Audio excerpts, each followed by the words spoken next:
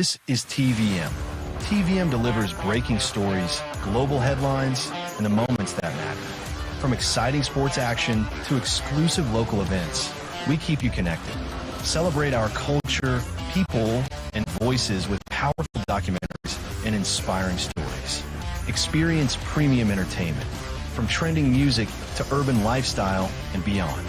Grow your spirit with life-changing messages and uplifting perspectives. Lead the way with bold conversations, fresh ideas, and thought-provoking shows. Wherever you are, whenever you want. Watch TVM on all your devices. TVM, your world, your network.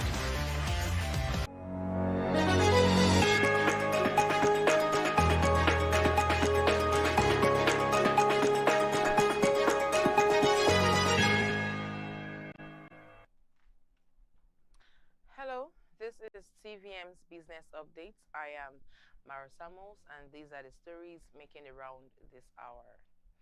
The federal government says the first 47-kilometer stretch of the Lagos-Calabar Coastal Highway will officially open to traffic between December 12th and 17th, 2025.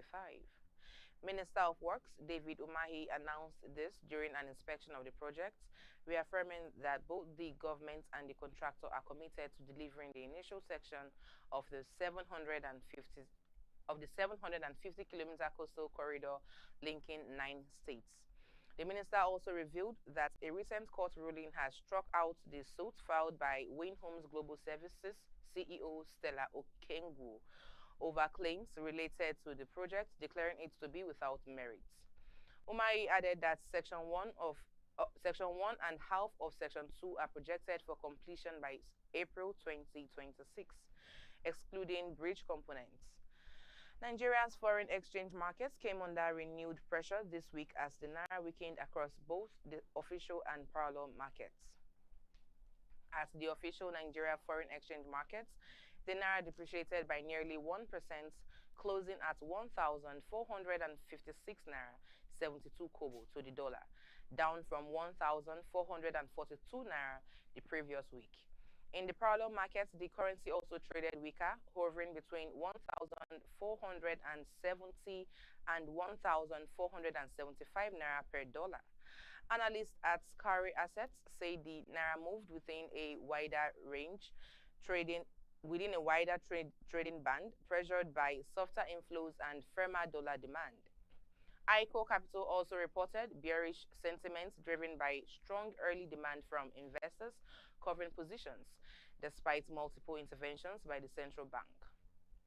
Meanwhile, Nigeria's extra reserves offered a rare positive signal, rising by 1.26% to $44.19 billion, supported by stable oil receipts, stronger non-oil inflows, and a sustained trade surplus.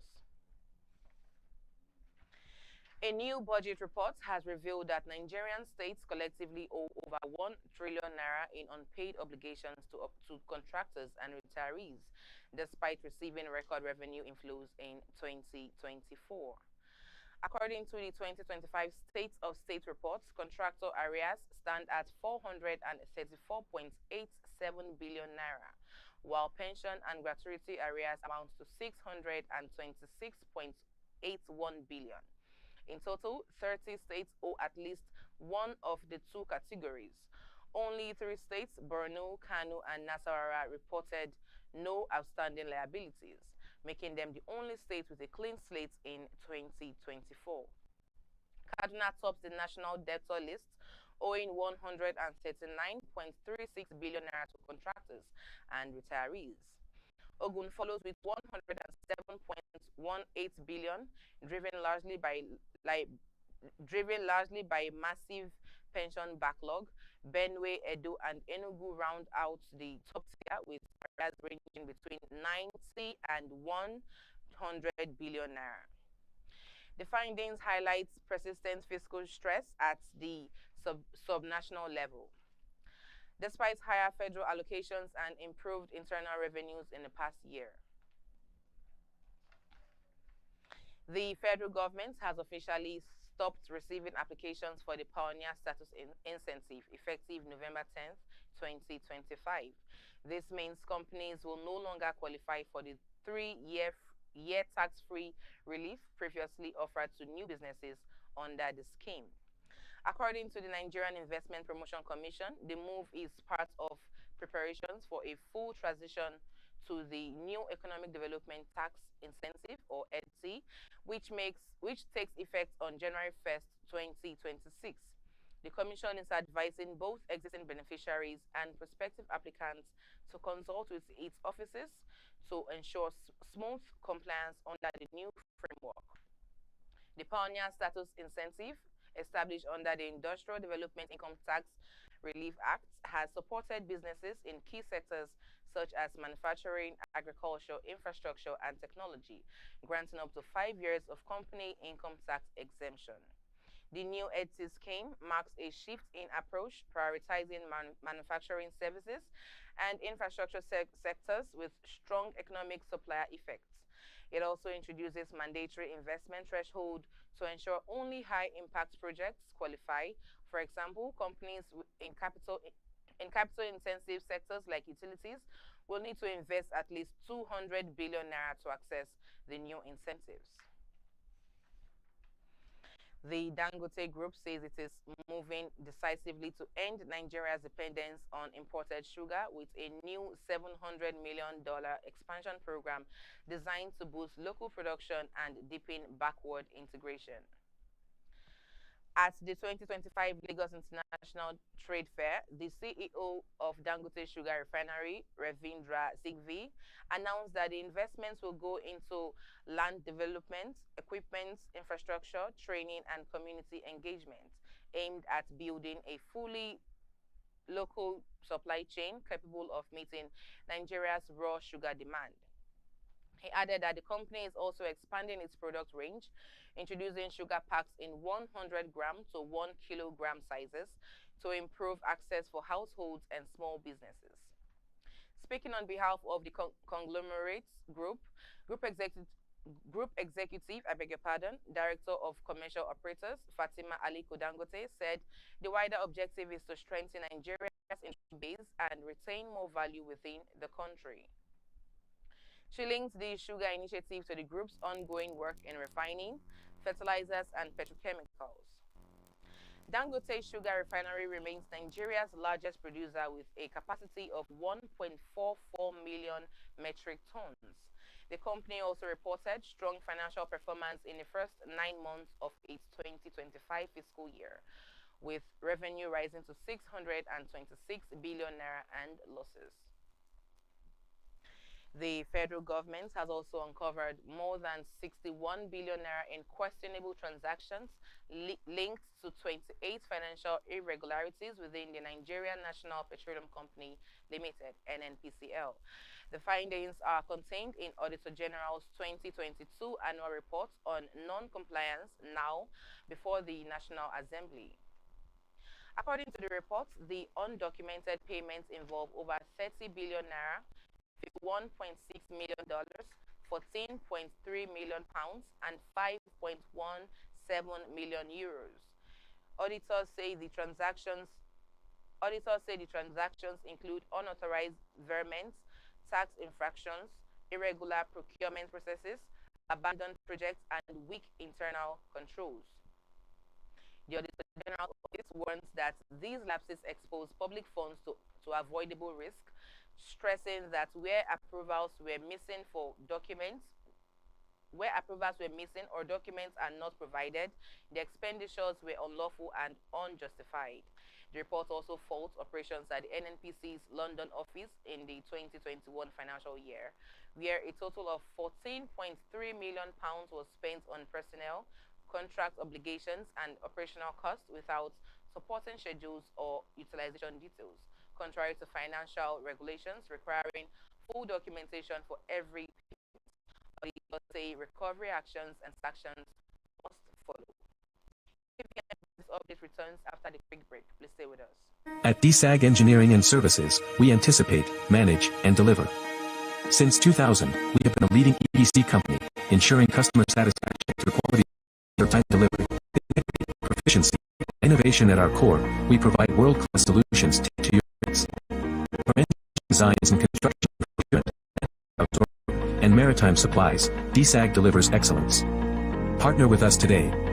Visit www.dsag.net or call +23 4807 254 8724. DSAG Engineering and Services, anticipate, manage, deliver.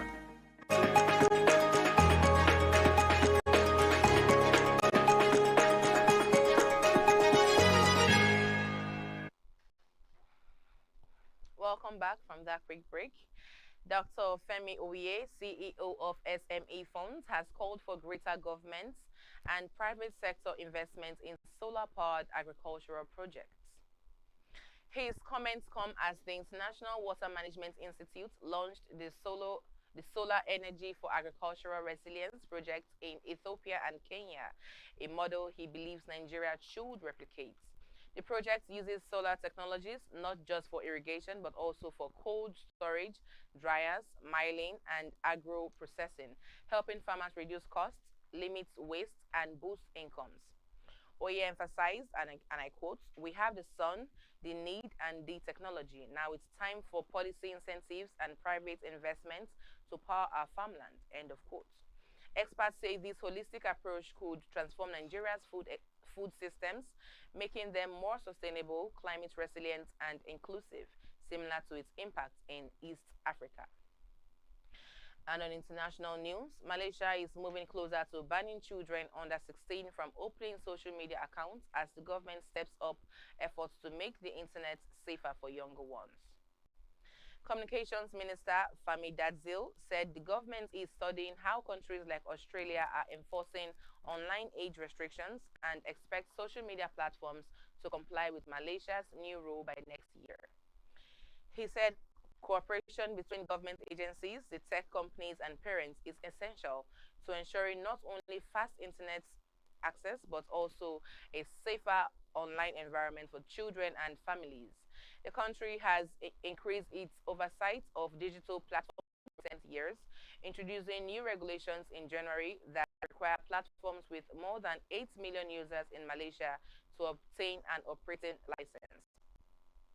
Several lawmakers backed the proposed under 16 ban in October, urging the government to put in place reliable age verification mechanisms for new users. And in South Africa, the rand traded at 17.34 to the dollar, up to 0.2% from Friday's close. The country's 2035 government bond was slightly firmer, with yields easing up to 8.63%. Markets are now looking ahead to a busy week of data releases, including the leading business cycle indicator on Tuesday, producer inflation on Thursday, and credits, trade, and business numbers and budget numbers on Friday. This comes after the central bank resumed interest rate cuts last week, a move analysts say may reduce the rand's appeal for carry trades. And still on international news, Bitcoin mining is quietly rebounding in China 4 years after Beijing banned the practice. Miners are taking advantage of cheap electricity and booming data centers in energy-rich provinces like Zhejiang and Sichuan. China, once the world's largest crypto mining hub, now holds around 14% of global mining activity, pushing it back into third place according to hash rate index data. Analysts say the resurgence reflects subtle policy shifts and the profitability of Bitcoin amid global economic uncertainty. Companies like Canaan, a leading mining rig maker, reports that China now accounts for over half of their sales, compared with just 2.8% in 2022. While mining remains officially banned, experts say economic incentives and local capacity make it difficult to stop the activity, signaling a cautious revival of China's crypto markets. That's all from TVM's business updates. I am Mara Samuels. You can always watch us on TVM's app, accessible on Android Play Store and Apple Store. Follow us and interact with our social media pages, like, comment, and subscribe. And remember, your environment is a vital part of you. Do keep it clean. Bye-bye.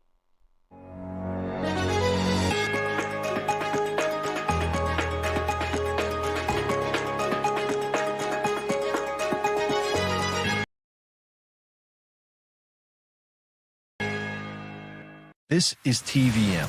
TVM delivers breaking stories, global headlines, and the moments that matter. From exciting sports action to exclusive local events, we keep you connected. Celebrate our culture, people, and voices with powerful documentaries and inspiring stories. Experience premium entertainment, from trending music to urban lifestyle and beyond. Grow your spirit with life-changing messages and uplifting perspectives. Lead the way with bold conversations, fresh ideas, and thought-provoking shows. Wherever you are, whenever you want, watch TVM on all your devices. TVM, your world, your network.